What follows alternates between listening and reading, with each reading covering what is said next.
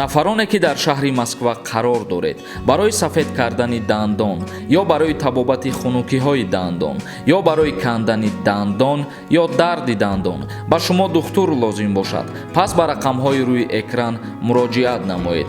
ҳатман аз номи канали юристиҷей муроҷиат кунед. бахшида ба моҳи шарифи рамазон тахфиф дорад. ассалому алайкум ба ҳама тамошобинони барномаҳои канали юристиҷей.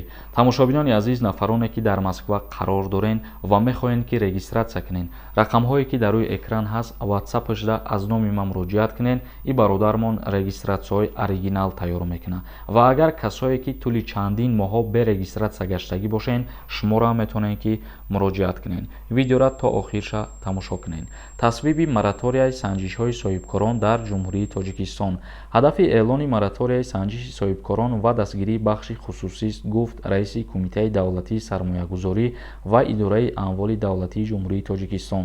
маҷлиси намояндагони Тоҷикистон лоиҳаи қонун дар бораи моратория ба санҷишҳои фаъолияти субъектҳои соҳибкориро қабул намуд.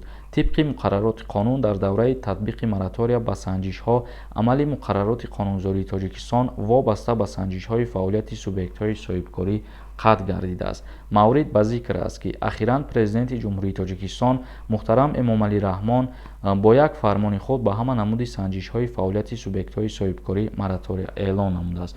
яъне ки бо қарори президенти ҷумҳурии Тоҷикистон муҳтарам Эмомалӣ Раҳмон ба ҳама намуд санҷишҳои соҳибкорон тӯли як сол қатъ гардонидагӣ ҳастанд.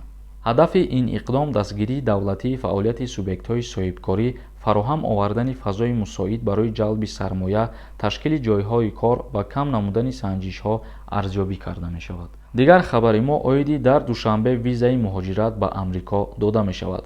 шурӯъ карда аз 4 октябри соли 2022 сафорати амрико дар душанбе ба расмият дар овардани раводидҳои муҳоҷиратии амрикоро барои шаҳрвандон ва сокинони Тоҷикистон оғоз мекунад. дар ин бора сомонаи сафорати амрико дар Тоҷикистон хабар дода навиштааст: дар давоми якумин сол кор ба раводидҳои муҳоҷиратӣ мо қабули шумораи зиёди аризадиҳандагонро аз Тоҷикистон, аз ҷумла аъзоёни оилаҳои шаҳрвандон ва иқоматкунандагони доимии амрикоро ғоибона ба он пешбинӣ кардем. яъне ки грин картара дар назар доранд, пештар аризадиҳандаҳо хеле бисёртар буд ва айни ҳол тасмим гирифт сафорати амрико дар шаҳри Душанбе ки визаи муҳоҷиратӣ ба шаҳрвандони ҷумҳурии Тоҷикистон низ дода шавад.